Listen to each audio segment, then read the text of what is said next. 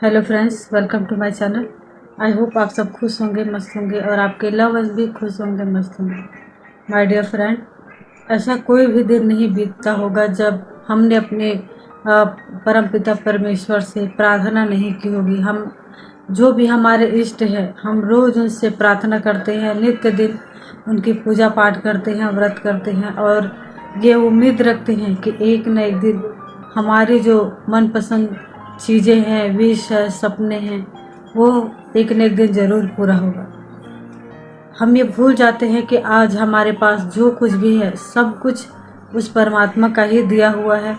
जो हम सुख शांति की जीवन जी रहे हैं, जिस जॉब से हमारे घर में धन आ रहा है और जो कुछ भी अभी प्रेजेंट में हमारे पास है, वो सब कुछ हमारे कर्म और हमारी जो जिस भी धर्म के हैं हम, जिस भी धर्म से हम बिलोंग करते हैं, जिस भी भगवान पर हमारा विश्वास है, ये उनके ही कृपा का मतलब परिणाम है। हम सब कुछ जानते हैं, सब कुछ समझते हैं, लेकिन फिर भी जब हमारे साथ कुछ ऐसा हो जाता है जो हमारे विपरीत होता है, जो हमें पसंद नहीं होता, जो हम कभी सपने में भी नहीं सोच सकते कि वो हमारे साथ हो, या हमारे रिलेटिव में हो, या हमारे अपने घर परिवार में, फैमिली में, किसी के साथ भी हो। लेकिन जब ऐसी कोई सिचुएशन, ऐसी कोई घटनाएं, ऐसी कोई विपरीत परिस्थिति जो बहुत ज़्यादा गंभीर होती है, वो हमारे साथ घटित होती है, तो हम उसी भगवान पे, उसी इष्ट पे, जिसके वो हम रोज़ पूजा पाठ करते हैं, जिस पे हमारा बहुत ज़्यादा अटूट विश्वास होता है, हम उसी पे उंगली उठाने लगते हैं। हम उसी पे अपने हर दुख का, हमारे हर सिचुएशन का उसको जिम्मेदार बनाते हैं, उस परमात्मा से शिकायत करते हैं। कहीं कहीं तो लोग ये भी करते हैं कि अपने घर से कहना तो नहीं चाहिए, लेकिन जैसे हमारे अपने हमें छोड़कर कभी अचानक से चले जाते हैं, हमसे दूर हो जाते हैं, जीवन भर के लिए हमारा साथ छोड़कर चले जाते हैं, तब हम उस परमपिता परमेश्वर पर इतना नाराज़ होते हैं, इतना उनकी डिसरिस्पेक्ट करते हैं कि अपने घर से उनकी फ़ोटो, प्रतिमाएं सब निकाल के बाहर फेंक देते हैं। कई जगह ऐसा देखा जाता है। कई लोग ऐसे होते हैं माय फ्रेंड, जो भगवान से बिल्कुल भी डिटैच हो जाते हैं, अपना सारा फ्रस्ट्रेशन, गुस्सा और दुख उस भगवान के ऊपर निकालते हैं, उनकी फ़ोटो पे, उनकी तस्वीरों पे निकालते हैं। माय डियर फ्रेंड, ये कितने हद तक सही है? हम ये उस समय भूल जाते हैं कि हर इंसान जो इस दुनिया में आया है, उसको इस दुनिया से जाना भी है।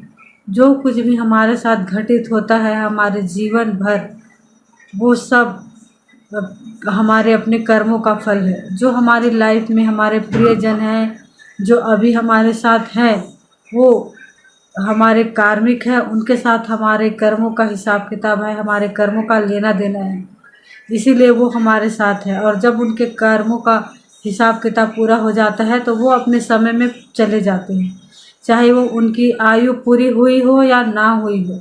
लेकिन जिस व्यक्ति का समय साथ जब तक के लिए आपके साथ है, वो तभी तक आपके साथ रहेंगे।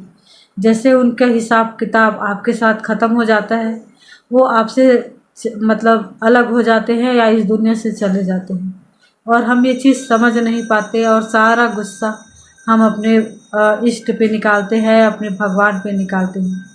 माय डियर फ्रेंड, ये बहुत ही गलत बात है।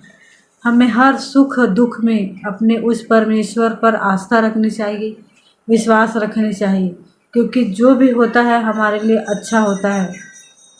क्योंकि हमें ये नहीं मालूम होता कि कल क्या होने वाला है, एक क्षण में अभी क्या हो जाएगा, ये हमें नहीं पता, लेकिन उस परमेश्वर को सब पता होता है। हम उनके संतान हैं। कोई भी माता पिता अपने संतान के साथ कभी भी कुछ भी गलत नहीं कर सकता। ये विश्वास हमें हमेशा बनाए रखने चाहिए, और अपने गुस्से का, अपने दुखों का, अपने साथ हो रहे किसी भी प्रकार की गलत चीज़ों का हमें इल्ज़ाम भगवान पे नहीं लगाना चाहिए, उन्हें ब्लेम नहीं करने चाहिए। उनकी उतनी ही रिस्पेक्ट करनी चाहिए, जितना हम सुख में उन्हें पूजते हैं, उतना ही हमें दुख में भी उनकी पूजा आराधना करनी चाहिए, उनका स्मरण करना चाहिए, उन पे आस्था रखनी चाहिए। माय डियर फ्रेंड, ये बहुत सोचने की बात है। Thank you. जय हिंद।